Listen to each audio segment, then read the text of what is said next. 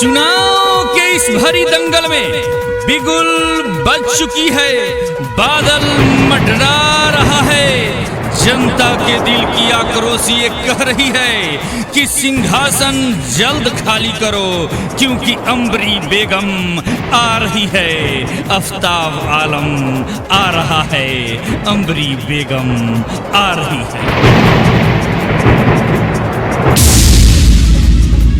Gram panchayat राज झिटकाही के जनता जिंदाबाद जिंदाबाद जिंदाबाद, अम्बरी बेगम जिंदाबाद जिंदाबाद जिंदाबाद, आफ्ताब आलम जिंदाबाद जिंदाबाद जिंदाबाद। आपका नेता कैसा हो, अम्बरी बेगम जैसा हो। जी हाँ मतदाता मालिकों, आपके अपने ग्राम पंचायत राज झिटकाही से सरपंच पद के सुयोग्य, कर्मठ, समाज सेवी, शिक्षित, आपके हर सुख दुख का साथी महिला उम्मीदवार, और वो हैं अम्बरी बेगम। आप तमाम मतदाता मालिकों से नर्म निवेदन है, विनती है कि भूले नहीं, निश्चित रूप से नेता नहीं बल्कि अपने घर की बेटी, बल्कि अपने घर की बहू अम्बरी बेगम को अपना बहुमूल्य मत देकर भारी से भारी मतों से अपना सरपंच निर्वाचित कर भाई आफ्ताब आलम के बाहों को मजबूत करें। सत्यम शिवम के मामी हो, रही न कुछो के कमी हो।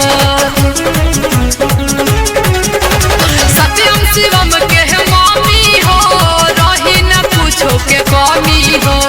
मिंटू के पापा के बतई है चाची, बहिना है अम्बरी बेगम के जीतोई है चाची, भैया है आफ्ताब आलम के जीतोई है चाची। सत्यम शिवम के मामी हो, रही न कुछो के कमी हो। मिंटू के पापा के बतई है चाची, बहिनी अम्बरी बेगम के जीतोई है चाची, भैया है आफ्ताब आलम के जीतोई है चाची। ग्राम पंचायत राज झिटकाही के जनता जिंदाबाद जिंदाबाद जिंदाबाद, अम्बरी बेगम जिंदाबाद जिंदाबाद जिंदाबाद, आफ्ताब आलम जिंदाबाद। जिंदाबाद जिंदाबाद। आपका नेता कैसा हो, अम्बरी बेगम जैसा हो। जी हाँ मतदाता मालिकों, क्या आप चाहते हैं कि आपका ग्राम पंचायत राज झिटकाही न्याय प्रिय ग्राम बने? क्या आप चाहते हैं कि आपके ग्राम पंचायत राज का मामला थाना में नहीं जा करके बल्कि आपके ग्राम कचहरी झिटकाही के अंतर्गत हो? क्या आप चाहते हैं कि आपका ग्राम पंचायत राज झिटकाही भ्रष्टाचार मुक्त हो? क्या आप चाहते हैं कि आपका ग्राम पंचायत राज झिटकाही में जात पात जैसी समस्या नहीं रहे? यदि हाँ तो निश्चित रूप से भूले नहीं और नेता नहीं बल्कि अपने घर की बेटी, अपने घर की बहू अम्बरी बेगम को अपना बहुमूल्य मत देकर भारी से भारी मतों से अपना सरपंच निर्वाचित करें एवं भाई आफ्ताब आलम के बाहों को मजबूत करते हुए अपने ग्राम पंचायत राज झिटकाही को न्याय प्रिय ग्राम बनाएं। झिटकाही में मिली सबके न्याय हो, केहू के साथ नहीं होई अन्याय हो। पंचायत झिटकाही में मिली सबके न्याय हो, केहू के साथ नहीं होई अन्याय हो। रुपया पैसा नोट पर ना बिकोई है चाची, बहिनी अम्बरी बेगम के जीतोई है चाची, भैया है आफ्ताब आलम के जीतोई है चाची।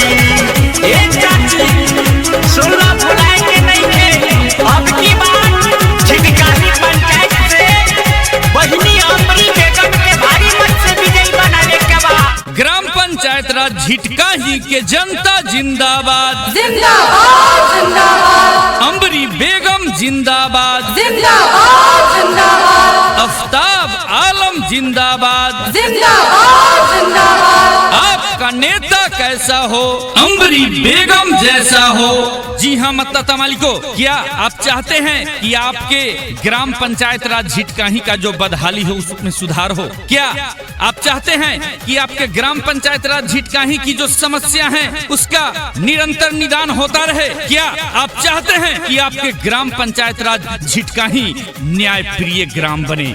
यदि हाँ तो याद रहे मतदाता मालिको, इस बार भूलना नहीं है और अंबरी बेगम को निश्चित रूप से अपना सरपंच निर्वाचित कर भाई आफ्ताब आलम के बाहों को मजबूत करते हुए ग्राम पंचायत राज झिटकाही को न्याय प्रिय ग्राम बनाना है। अपना पंचायत के हवे सबूत ईमानदार हो, सुख दुख के साथी बनी है बेटा वा तोहार हो।